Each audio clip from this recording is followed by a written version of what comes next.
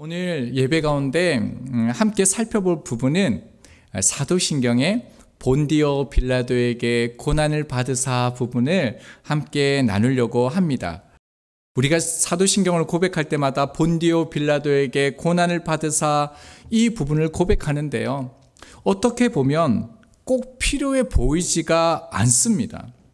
사실은 예수님을 죽인 사람이 빌라도뿐입니까? 다른 핵심 인물들도 많습니다. 그 중에 대표적인 인물이 누굽니까? 가룟 유다죠. 가룟 유다 얼굴 보신 적 있으세요? 보여드릴까요? 나중에 예배 마치시고 따라오시면 제가 가룟 유다 얼굴을 보여드리도록 하겠습니다. 사실 본디오 빌라도에게 고난을 받으신 것이 아닙니다. 총독으로요, 이 십자가형을 선고했을 뿐입니다. 오히려 그는 예수님의 무죄를 3번 이상 주장을 합니다. 누가복음 23장 22절입니다. 빌라도가 3번째 말하되 이 사람이 무슨 악한 일을 하였느냐? 나는 그에게서 죽일 죄를 찾지 못하였나니 때려서 놓으리라 하니. 몇 번이요? 무려 3번이나 예수님은 죄가 없다, 죽일 죄를 찾지 못했다라고 얘기합니다. 심지어 그의 아내도요, 상관하지 말라라고 얘기하고 있습니다. 문제는 군중들이었습니다. 마태복음 27장 24절 25절 말씀입니다. 빌라도가 아무 성과도 없이 도리어 밀란이 나려는 것을 보고 물을 가져다가 무리 앞에서 손을 씻으며 이르되 이 사람의 피에 대하여 나는 무죄하니 너희가 당하라. 죄를 발견할 수 없다, 이렇게 얘기했습니다. 그러자요, 백성이 다 대답하여 이르되 그 피를 우리와 우리 자손에게 돌릴지어다 하거늘. 백성이요, 그의 죽음의 책임을 우리와 우리 후손에게 돌리라라고 말하고 있습니다. 말씀을 우리가 조금 살펴보았지만 빌라도는 예수님을 보호하려고 했고요, 석방하려고 했습니다. 그러니까 참 억울한 사람이 이 빌라도입니다. 그런데도 2000년이 넘도록 날마다 우리는 본디오 빌라도에게 고난을 받았다라고 말합니다. 오늘 말씀 보니까 우리가 오해한 거 맞죠? 이제 빼야겠죠. 사도신경을 고백하지 말까요?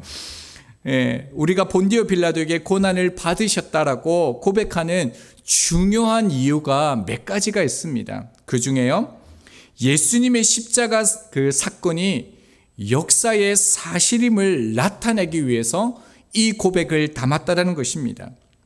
예수님이 십자가에 돌아가신 이후에 이 예수님의 부활은 허구다, 꾸며낸 이야기다, 신화다, 이렇게 치부하는 사람들이 나타났습니다. 그래서 사도신경 안에 이 고난의 고백을 넣어서요, 실제로 예수님은 역사 가운데 존재했고 본디오 빌라도에게 고난을 받았다라는 것을 증거로 제시하고 있다는 겁니다. 본디오 빌라도가 누구입니까? 그는 로마인입니다. 주후 26년에서 37년까지 약 11년 동안 로마 황제 티베리우스에 의해서 임명한 유대 땅의 총독입니다. 그는 정부를 대표하는 재판관이었습니다. 그러니까 빌라도는 개인이 아니라요, 세상 권세를 상징하는 사람입니다. 정부를 대표한 빌라도에게 십자가형을 선고받은 분이 누구라는 겁니까? 예수 그리스도라는 사실을 증언하고 있다는 겁니다. 그러니까 허구나 만들어낸 이야기나 꾸며낸 얘기가 아니다, 역사적인 사실이라는 것을 이 본디오 빌라도를 통해서, 이 총독을 통해서 드러내고 있다는 것입니다. 또 중요한 의미가 있습니다. 그것은요, 빌라도에 의해서 예수님은 죄가 없으신 희생 제물을 증명하는 것이죠. 빌라도가 3번이나 재판을 했습니다. 그런데요, 무죄하다라고 얘기합니다. 죽일 죄를 찾지 못했다는 겁니다. 그는 죄가 없다라는 겁니다. 이 세상의 권세를 가진 이 재판관의 말을 통해서 우리는 무엇을 알게 되어집니까? 하나님께 드려진 이 희생 제사에 예수님은 흠없는 어린 양이셨다라는 것을 우리가 말하고 있다라는 것입니다.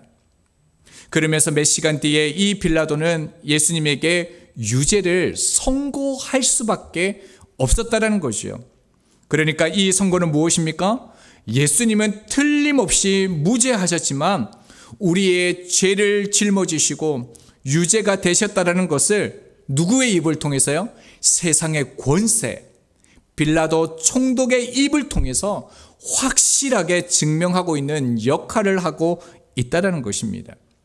자, 그런데 우리의 고백 가운데서는 예수님의 고난은 빌라도에 의한 것이다 라고 고백을 하게 되어집니다. 이것은 이 번역 때문에 그렇습니다.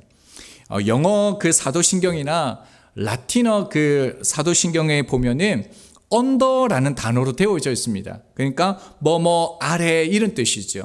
즉 본디오 빌라도 아래에서, 이게 번역하면 이렇습니다. 본디오 빌라도가 다스리고 있을 때 예수님께서 고난을 당하셨다, 이렇게 번역하면 정확한 번역이 되어집니다. 자, 그렇다면 우리가 밝혀야 되지 않습니까? 예수님의 그 고난, 그 십자가 지게 했던 그 범인이 누구인지 밝혀야 되지 않겠습니까? 자, 사도행전 2장 36절에 말씀합니다.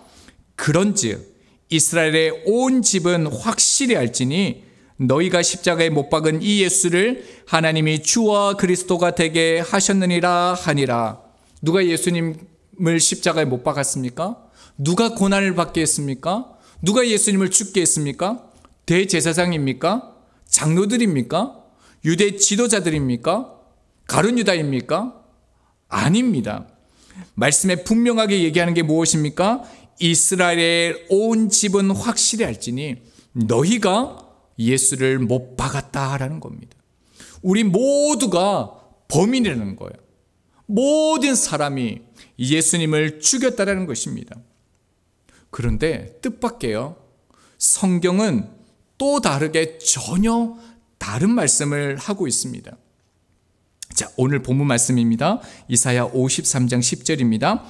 여호와께서 그에게 상함을 받게 하시기를 원하사 질고를 당하게 하셨은즉 그의 영혼을 속건 제물로 드리기에 이르며 그가 씨를 보게 되며 그의 날은 길 것이요. 현대인의 성경을 보면 이렇게 말씀하셨습니다. 여호와께서 말씀하신다. 그가 상처를 입고 고통을 당한 것은 내 뜻이었다. 그러니까 예수님을 죽인 직접적인 책임자가 누구라는 겁니까? 당사자가 누구라는 겁니까? 누가 예수님을 고난받게 하고 죽게 만들었다는 겁니까? 하나님 아버지라는 것을 말씀하고 있다는 겁니다. 하나님이 아들 예수님을 십자가에 못 박아 죽이시기를 결정하셨다는 겁니다. 그리고 예수님은요, 이 아버지의 기뻐하시는 뜻에 순종하심으로 십자가에 못 박혀 죽으셨다라고 이렇게 말하고 있습니다. 이게 무슨 말입니까? 이게 이해가 되십니까? 왜 아버지가 아들을 죽입니까? 이사야서 53장 4절 5절 말씀입니다. 그는 실로 우리의 질고를 지고 우리의 슬픔을 당하였거늘 우리는 생각하기를 그는 징벌을 받아 하나님께 맞으며 고난을 당하였나 하였노라. 그가 찔림은 우리의 허물 때문이요 그가 상함은 우리의 죄악 때문이라. 그가 징계를 받음으로 우리는 평화를 누리고 그가 채찍에 맞음으로 우리는 나음을 받았도다. 한마디로 왜 이런 일이 일어났습니까? 우리 때문입니다. 우리의 허물과 우리의 죄악 때문에 우리가 당해야 하는 그 질고와 슬픔을 대신 예수님께서 당하신 것입니다. 그분은 유일한 화목제물로 고난을 당함으로써요, 우리의 몸과 영혼을 영원한 저주로부터 구원하셨습니다. 그래서 하나님은 당신의 아들을 십자가에 내어 주신다는 것입니다. 그런데요, 이런 마음도 들더라고요. 이 전능하신 하나님 아버지는 말씀으로 온 만물을 창조하셨지 않습니까? 그렇다면 꼭 그 하나님의 아들이신 예수님께서 이 땅에 오셔서 고난을 받으시고 십자가를 지셔야만 했을까요? 말씀으로 죄에 대해서 용서한다, 너희는 새로운 피조물이다, 이렇게 말씀하도 되지 않습니까? 말씀으로 모든 것을 하실 수 있는 분이 왜 이렇게 꼭 고난을 받으셔야만 했을까요? 그것은요, 인류 역사상 어떻게 보면 예수님이 당하신 이 고난은 예수님만 당한 것은 아닙니다. 육체적인 고통과요, 정신적인 고통을 놓고 말하면 예수님과 같은 고난을 당한 사람이 있습니다. 그러나요, 예수님과 같은 고난을 겪은 사람은 세상에 없습니다. 예수님의 고난은 무엇입니까? 인류의 모든 죄를 대신 짊어지신 고난이었기 때문입니다. 예수님께서 이 땅에 오셔서 십자가를 지시고 고난을 당하신 이유는 이 고난 말고는 다르게 우리를 구원할 방법이 없었기 때문입니다. 히브리서 9장 22절 말씀입니다. 율법을 따라 그의 모든 물건이 피로써 정결하게 되나니 피 흘림이 없은즉 사함이 없다. 모든 죄는요, 그 사람이 죽어야 죄값이 지불되도록 말씀하셨습니다. 주님이 이 말씀을 이루기 위해서 이 고난을 받으셨다는 것입니다. 이 주님께서 받으신 고난을 우리가 보면요, 참된 사랑을 우리가 만나게 되어집니다. 여러분은 세상에서 가장 큰 사랑이 무엇인 것 같습니까? 주님께서 우리 가운데 가르쳐 주셨는데요, 요한복음 15장 13절 말씀입니다. 사람이 친구를 위하여 자기 목숨을 버리면 이보다 더 큰 사랑이 없나니, 주님께서 친구를 위해서요, 자기 목숨을 버리는 것이 가장 크다라고 얘기하셨습니다. 이보다 더 큰 사랑이 없다라고 말합니다. 그런데 이보다 더 큰 사랑이 있습니다. 그런데 이보다 더 큰 사랑을 주님께서 우리에게 요구하지 않으셨습니다. 세상에서 이보다 더 큰 사랑은 무엇이냐면요, 자기 자녀를 주는 것입니다. 그것도 나와 상관없는 사람, 아니 원수로 지내는 상대를 위해 자식을 내어줄 수 있는 사랑, 이 사랑이 가장 큰 사랑이죠. 이전에 저희 둘째 딸이 집에서 이렇게 놀다가 이게 눈을 이렇게 약간 찢어지는 그 상처를 이렇게 입혀줬습니다. 그래서 부랴부랴 응급실에 가고요. 그 다음날 기부스를 하면서 이렇게 몇 방울 기뻤습니다. 그리고 2주 후쯤인가요? 이제 이 기부스를 풀러 갔었는데 이게 너무 생각보다 아팠던 것 같습니다. 하루가 막 소리를 지르는 거예요. 그래서 제가 하루 보고, 하루야 표현해도 돼, 괜찮아, 아프면 얘기해, 이렇게 얘기했는데 하루가 아빠 아파요, 아빠 아파요, 이렇게 얘기하는 거예요. 그 목소리를 듣는데 견딜 수가 없었습니다. 아빠 아파요 하는데 너무 마음이 아파가지고 너무 고통스러운 거예요. 치료해서 낫게 하는 것도 차마 볼 수가 없었는데요, 하나님은 자기 아들을 죽이셨습니다. 이것은 우리의 이성으로 설명할 수가 없습니다. 이것이 하나님께서 우리 가운데 주신 사랑이지요. 예수님은 평범한 아들이 아닙니다. 아버지 하나님의 존재이고요, 전부이고 모든 것인 그 아들을 우리 가운데 주신 것입니다. 우리는 이 놀라운 사랑 안에서 무엇을 발견하냐면요, 아버지 하나님과 이 주님의 사랑 안에서 진정한 순종이 무엇인지를 우리가 보게 되어집니다. 고난은요, 이 주님의 고난을 보면 고난이 순종의 결과라는 것을 우리가 발견하게 되어집니다. 하나님께 온전히 순종하는 그 결과는 결국 고난으로 나타낸다는 것입니다. 우리에게 이 고난은 어떻게 왔습니까? 에덴 동산에서 하나님의 말씀을 순종하지 않으므로 이 고난이 우리 가운데 시작되었습니다. 그러나 예수님께서는 두 번째 아담으로 이 땅에 오셔서요, 고난으로 모든 하나님의 말씀을 순종함으로 성취를 하셨습니다. 이제 우리 가운데 오는 고난은요, 죄로부터 오는 게 아니라는 거예요. 예수님을 통해서 우리가 보아야 될 것은 무엇이냐면 하나님의 말씀을 성취하는 과정이 뭐냐면 고난이라는 겁니다. 우리 인생 가운데 이 고난이 새롭게 창조되어진 것이지요. 고난의 의미가 바뀌어진다는 겁니다. 우리가 생각하는 고난은요, 신앙생활하면, 교회 다니면 당하는 그런 고난입니다. 그래서 은혜를 받는 거, 복을 받으면 이 고난과 시련이 없어진다라고 생각합니다. 하나님의 말씀대로 살면은 고난이 없어지고요. 우리의 삶에 하나님의 말씀대로 지켜 행하지 않으면 고난과 시련이 온다라고 여깁니다. 그런데 오늘 그 주님의 놀라운 사랑을 보면요, 예수님의 고난은 이런 것이 아니다라는 겁니다. 예수님은 고난받기 위해서 이 땅에 오셨고요, 고난의 삶이 주님의 사명이었다라는 거예요. 그래서 우리는 찬양의 가사를 바꿔야 돼요. 당신은 사랑받기 위해 태어나, 이렇게 부르면 안 되고요.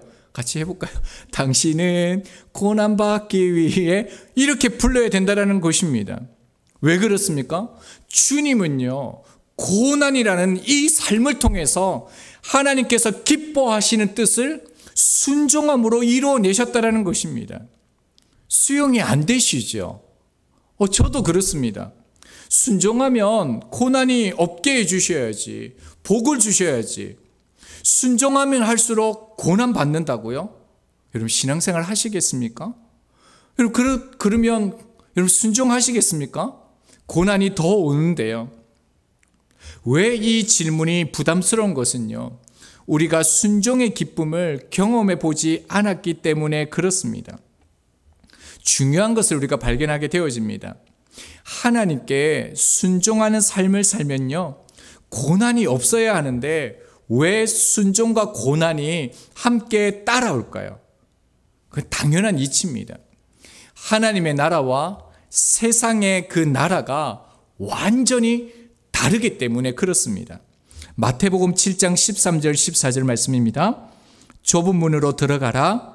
멸망으로 인도하는 문은 크고 그 길이 넓어 그리로 들어가는 자가 많고 생명으로 인도하는 문은 좁고 길이 협착하여 찾는 자가 적음이라. 무엇을 말합니까? 세상의 원리가 뭡니까? 크고요, 그 길이 넓다라고 말하고 있습니다. 세상의 원리는 자신의 영광에 있습니다. 성공에 있습니다. 잘 먹고 잘 사는 이 원리를 가지고 있습니다. 근데 하나님의 나라의 원리는 무엇입니까? 좁다고 얘기합니다. 그 길이 협착하다라고 말합니다. 그래서 그 길로 나아가는 이들이 적다라고 얘기합니다. 그것은요, 하나님의 영광을 위해서 살아가는 길이기 때문에 그렇습니다. 그 두 나라의 차이는 극과 극입니다. 죽음과 생명이죠. 어느 순간에 우리의 삶을 살펴보면 신앙생활이 무엇입니까? 자신에게 득이 되는 복을 바라는 신앙으로 희석되어졌습니다. 그것을 기복신앙이라 말하지요. 그런데 성경이 말하는 복음이 아니다라는 것입니다. 그래서 우리가 이 하나님의 원리대로 살아가면, 이 땅에서 살아가면 어떻게 되겠습니까? 고난이 있고 핍박이 있는 싸움이 있다라는 겁니다. 히브리서 12장 4절은 이렇게 말씀합니다. 너희가 죄와 싸우되 아직 피 흘리기까지는 대항하지 아니하고. 세상의 원리는 자기의 성공과 잘 살기 위한 것인데 하나님의 나라의 원리는 하나님의 영광을 위해서 싸우니까 어떻다는 겁니까? 세상이 우리를 미워한다는 거예요. 세상이 우리를 공격하고 핍박한다는 거예요. 그러니까 핍박하고 고난을 받게 되는 삶을 살아갈 수밖에 없다는 거예요. 말씀을 지켜 살아가면 살아갈수록 세상의 원리와 부딪히기 때문에, 말씀대로 살아가려고 하면 세상이 우리를 공격하기 때문에 고난을 받을 수밖에 없다라고 성경이 말하고 있다라고 말하고 있습니다. 여러분, 적당히 살면요, 고난은 없습니다. 하나님께서 우리 가운데 말씀하셔도요, 뺄 건 빼고요, 취할 것만 취하면, 그러면서 세상의 원리대로 살아가면 고난은 없습니다. 하지만 하나님의 말씀에 순종하고 살면요, 반드시 고난이 따라온다라는 것을 주님께서 말씀하신다라는 겁니다. 여러분, 그래도 예수님 믿으시겠습니까? 꼭 믿으셔야 됩니다. 여러분, 고난이 찾아와도 그래도 순종하시겠습니까? 반드시 순종해야 합니다. 히브리서 5장 8절과 9절에서 이렇게 말씀합니다.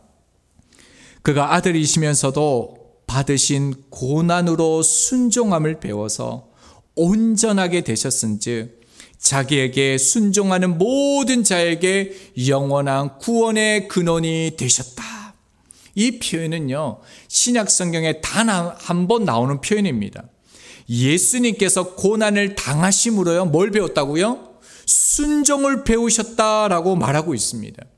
그런데 잘 살펴보면요, 주님이 당하신 이 고난은 자신을 위한 것이 아니었습니다. 주님이 당하신 이 고난은 누구를 위한 것입니까? 하나님이 기뻐하시는 뜻을 성취하기 위해 겪을 수밖에 없었던 아픔의 시련이었다는 것입니다. 그런데 그 결과가 무엇입니까? 고난의 그 순종함으로 하나님의 뜻을 이뤘던 그 결과가 무엇이겠습니까? 주님은 스스로요, 자발적으로 고난 가운데 순종하심으로 인해서요, 요한복음 14장 11절로 어떻게 말씀하셨냐면, 내가 아버지 안에 거하고요, 아버지께서 내 안에 계시는 삶이 되셨다라고 말씀하고 있다는 겁니다. 말씀을 순종하면 고난이 따라옵니다. 그러나 이것이요, 믿음이 되어지고요, 우리도 본디오 빌라도에게 고난을 받으시고 부활하신 그 주님에게 거하게 되어지는 은혜가 되어진다라고 말하고 있다는 것입니다. 그럼에도 불구하고요, 왜 사람들이 예수님을 믿지 않을까요? 왜 순종함으로 이 고난에 참여하지 않을까요? 단 한 가지 이유밖에 찾을 수 없었습니다. 그것은요, 본디오 빌라도에게 고난을 받으셨다는 이 말씀을 믿지 않기 때문이라는 겁니다. 말씀을 믿지 않으니까요, 말씀을 붙들지 않으니까 순종할 수 없고요, 고난에 참여할 수도 없고요, 믿음에 이르지도 못한다는 겁니다. 이제 말씀을 맺겠습니다. 이제 다시 저희에게 말씀이 들려졌고요, 저희들은 말씀을 가지고 있습니다. 하나님의 말씀을 믿기를 소망합니다. 하나님의 이 말씀 앞에 우리가 순종하기를 소망합니다. 왜냐하면요, 믿음과 순종은 다르지 않고 하나이기 때문입니다. 우리가 순종함으로 고난 가운데 나아가면요, 이 말씀이 믿음이 되어진다는 것입니다. 주님이 고난이라는 이 삶을 통해서 하나님께서 기뻐하시는 뜻을 순종함으로 이루내셨던 것처럼 저희들도요, 말씀에 순종함으로 고난이 다가올 때마다, 아, 내가 말씀을 지키고 있구나, 내가 믿음 가운데 살아가고 있구나, 이 믿음을 확인하는 삶을 살아갈 수 있는 저희들이 되기를 소망합니다.